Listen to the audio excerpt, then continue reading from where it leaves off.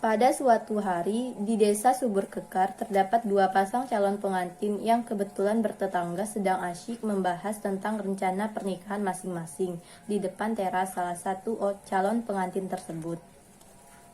Alhamdulillah, sebentar lagi kita mau married nih, Di. Ya, saya senang sekali.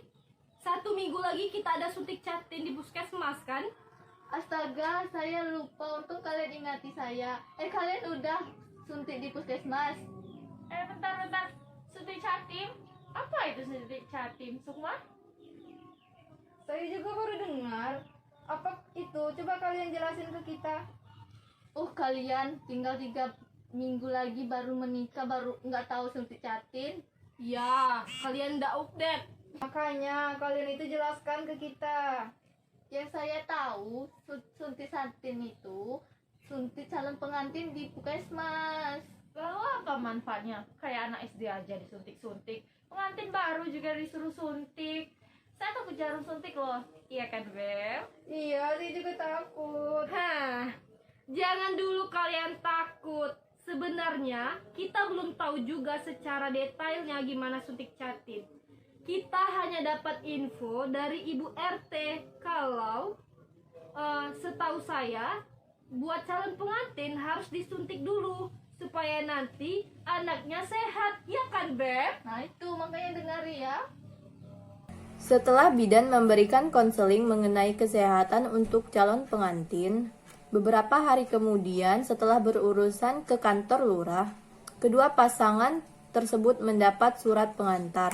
Mereka pun ke rumah bidan untuk mempertanyakan lebih lanjut tentang mengenai suntikan catin dan untuk mendapatkan suntikan calon pengantin tersebut. Waalaikumsalam. Silakan masuk.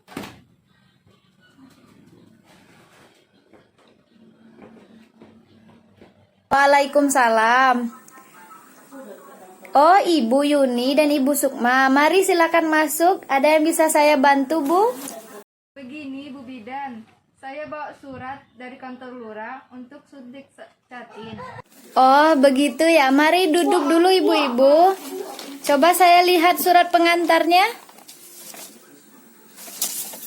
Bu Bidan, saya mau tanya, apa manfaat suntik catin? Baiklah, saya akan jelaskan manfaat suntik catin. Manfaatnya yaitu melindungi bayi yang baru lahir dan tetanus, neonatorun, dan melindungi ibu terhadap kemungkinan tetanus saat terluka dalam proses persalinan. Untuk suntik catin dilakukan berapa kali? Imunisasi dengan vaksin TT diberikan 2 kali kepada wanita usia subur atau calon pengantin dan pada ibu hamil. Jarak waktu antara pemberian TT ke 1 dan kedua paling sedikit 4 minggu. Jadi kalau ibu imunisasi hari ini tanggal 1 November, nanti saya imunisasi lagi yang kedua paling lambat tanggal 1 Desember atau bisa lebih lama. Bagaimana ibu-ibu, sudah jelas? Setelah selesai mengikuti konseling dan mendapatkan suntikan catin, calon pengantin pun pulang ke rumah masing-masing. Sekarang mereka sadar bahwa melakukan suntik TT bagi calon pengantin sangatlah penting untuk dilakukan.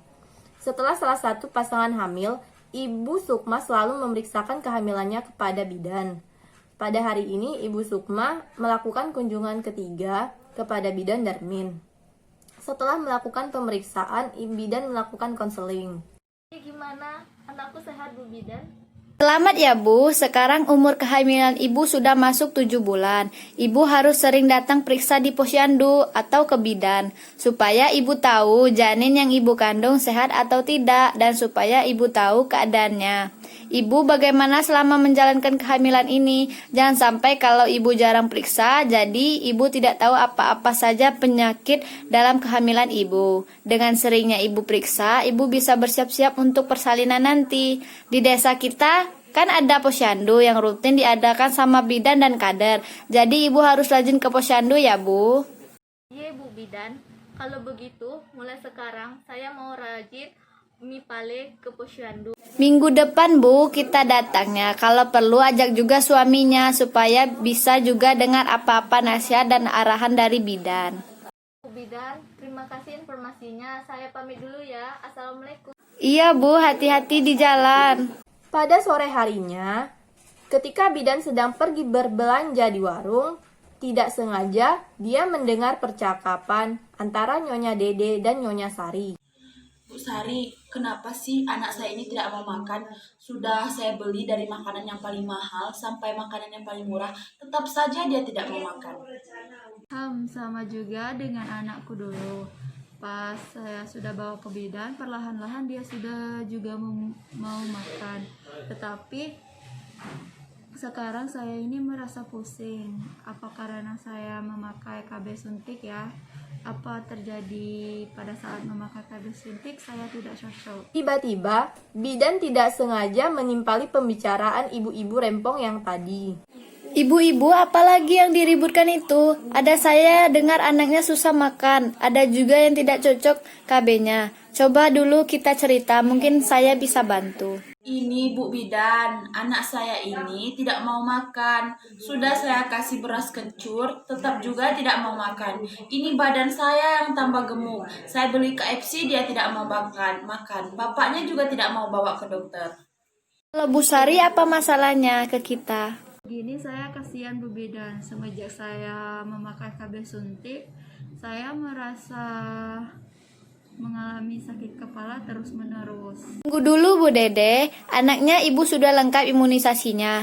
Karena malas makan, nanti menurun sistem daya tahan tubuhnya. Ibu, imunisasi itu penting ya untuk anak agar kebal terhadap beberapa jenis penyakit. Kasihan Bu Bidan, belum lengkap imunisasi anak saya. Dia juga gampang sakit.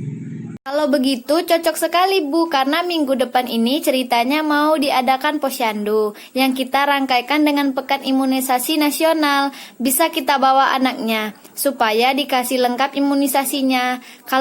Kalau Bu Sari datang minggu juga ya, karena di dalam posyandu yang kita adakan nanti ada juga penyuluhan tentang KB. Bagaimana ibu-ibu bersedia nanti datang ke posyandu dan pekan imunisasi nasional? Ya Bu Bidan, saya juga mau datang. Oke Bu, sampai berjumpa minggu depan. Mengenai tempat dan hari pelaksananya akan diumumkan nanti sama Pak Desa. Karena saya mau konfirmasi dulu sebelumnya Pak Desa. Kalau bisa kita ajak juga ibu-ibu yang lain kalau ada yang punya masalah yang sama seperti kita. Mari Bu, saya permisi pulang dulu.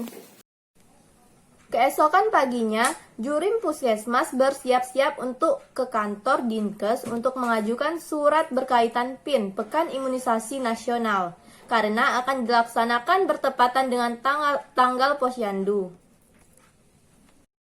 3 hari setelah melakukan pertemuan, datanglah surat balasan dari Dinkes yang ditujukan langsung pada puskesmas. Bu Bidan langsung bergegas menghubungi Pak Kades. Assalamualaikum Pak Kades, ini di kantor sudah datang surat balasan dari Dinkes. Mungkin bisa kita mampir ke puskesmas sebentar untuk membicarakan isi surat ini? Waalaikumsalam. Iya Bu Bidan, saya kesana sekarang.